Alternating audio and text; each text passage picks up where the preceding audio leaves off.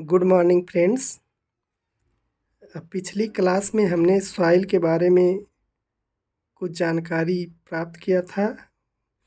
उसी को आगे कंटिन्यू करते हुए कुछ और जानकारियाँ प्राप्त करेंगे। चलिए जानते हैं कुछ और सॉइल के प्रकार। तो टाइप ऑफ सॉइल, जैसा कि हेडिंग आप लोग देख रहे हैं, टाइप ऑफ सॉइल। तो हम लोग कुछ और टाइप की सॉइल के बारे में अध्ययन करेंगे यहाँ पे। जैसे नंबर 1 हो गया लोम सॉइल। लोम या सैंड, यह सॉइल सैंड, सिल्ट और क्ले का मिश्रण होती है। यानी उसमें ऐसी सॉइल जिसमें सैंड, सिल्ट और क्ले तीनों मिश्रित होते हैं, ऐसी सॉइल को लोम बोलते हैं, लोम सॉइल। इसमें कार्बनिक पदार्थ भी पाए जाते हैं, अर्थात यह सॉइल कार्बनिक भी होती है। इसमें किसी का भी परसेंटेज 50 से अधिक नहीं होता। अर्थात सैंड, सिल्ट और क्ले तीनों मिश्रित तो होता है, लेकिन कोई भी एक बहुत अधिक नहीं होता है। यानी 50% से अधिक कोई नहीं होता है।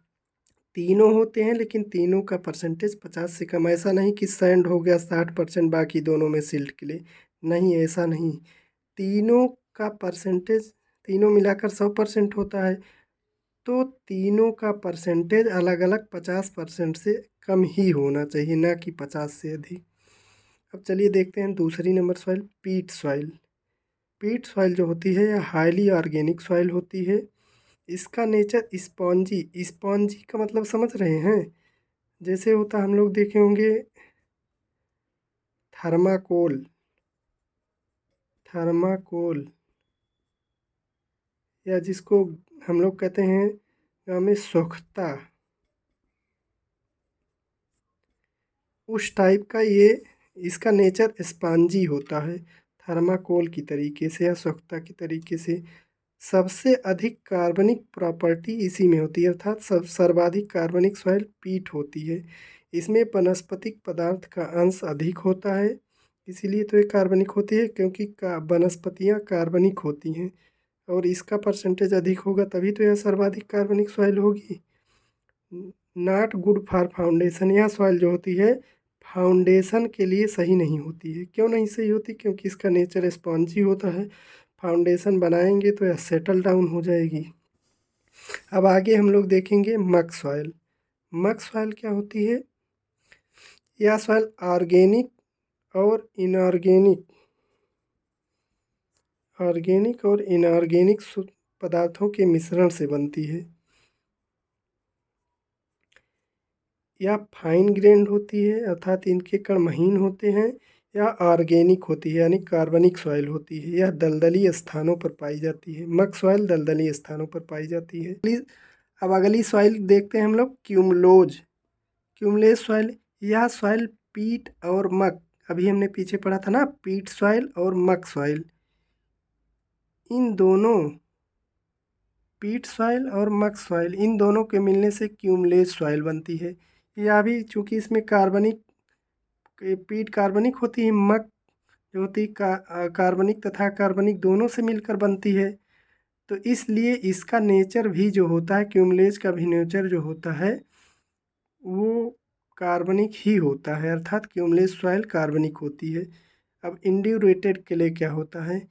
इंड्यूरेटेड क्ले कोई नया नहीं है, यह क्ले का ही प्रकार होता है।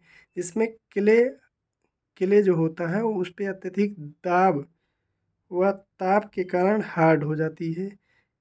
वही क्ले होती है जो अत्यधिक दाब व ताप के कारण हार्ड हो जाती है, तो इस हार्ड होने पर इसी क्ले का नाम बदलकर इंड्यूरेटेड क्ले हो जाता है। इसको जब हार्ड हो जाएगी तो इसको लंबे समय तक पानी में डुबोने पर, अर्थात प्रोलॉन्ग्ड बेटिंग, बेट माने भिगोना, प्रोलॉन्ग्ड माने लंबे समय तक, अर्थात इसको लंबे समय तक पानी में भिगोएंगे तब भी सॉफ्ट नहीं होती है, इसका एक प्रॉपर्टी है। बेंटोनाइट सॉइल क्या होती है? वॉल्केनिक ऐश के ट्रांसपोर्टेशन से। अब देखिए एक चीज़ बता दें आप लोग को, बेंटोनाइट सॉइल और टफ सॉइल दोनों ही सॉइल वॉल्केनिक ऐश से बनती है। अब वॉल्केनिक ऐश यानी वॉल्केनिक, वॉल्केनो क्या होता है? ज्वालामुखी। तो ज्वालामुखी की जो राख होती है उसी से बेंटोनॉइट और टफ दोनों सॉइल बनती है।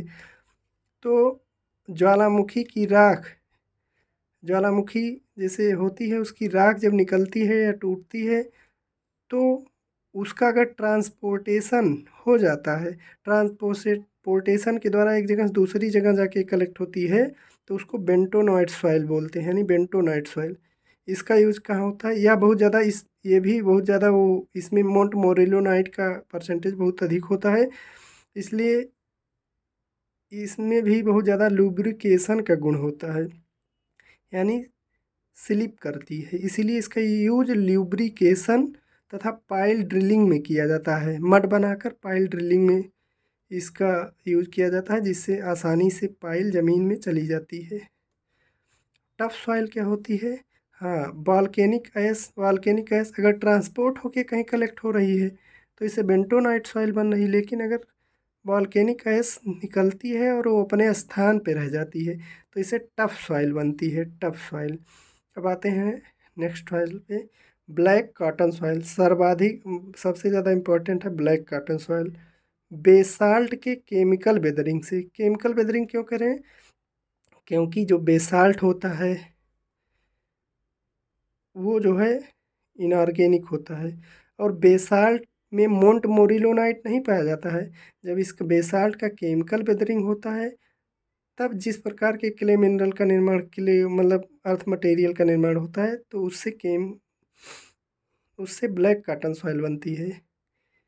अब देखिए, बेसाल्ट इनऑर्गेनिक होता है, यानी कार्बनिक पदार्थ बेसाल्ट में नहीं पाया जाता, क्योंकि ये वॉल्केनिक किससे बनती है, ये लावा के जमने के कारण बेसाल्ट चट्टान बनती है।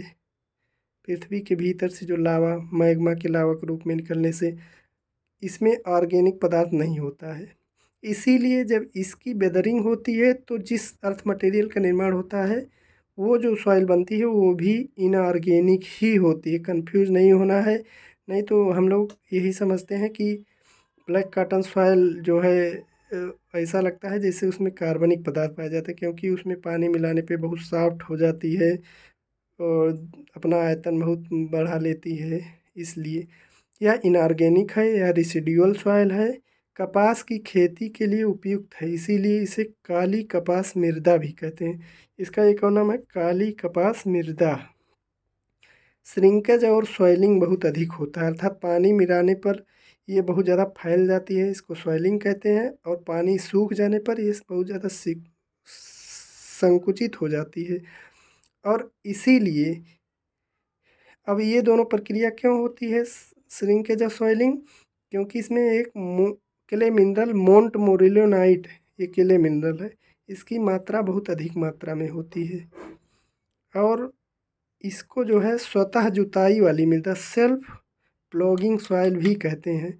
इसको सेल्फ प्लॉगिंग सॉइल इसलिए कहते हैं क्योंकि इसमें जब पानी मिलाते हैं तो यह सॉइल होके बहुत ज़्यादा फूल जाती है, और जब इस सूखती है तो श्रिंक हो जाती है, जिससे इसमें श्रिंक हो जाती है तो उसमें बहुत ज़्यादा दरारें पड़ जाती हैं, बहुत मोटी मोटी दरारें, और भीगने पे सॉइल होती तो ऐसा फूल के ऐसा इस तरीके से हो जाती जैसे लगे मिट्टी खेत की जुताई की गई हो, इसीलिए इसको कहते हैं सेल्फ प्लॉगिंग सॉइल।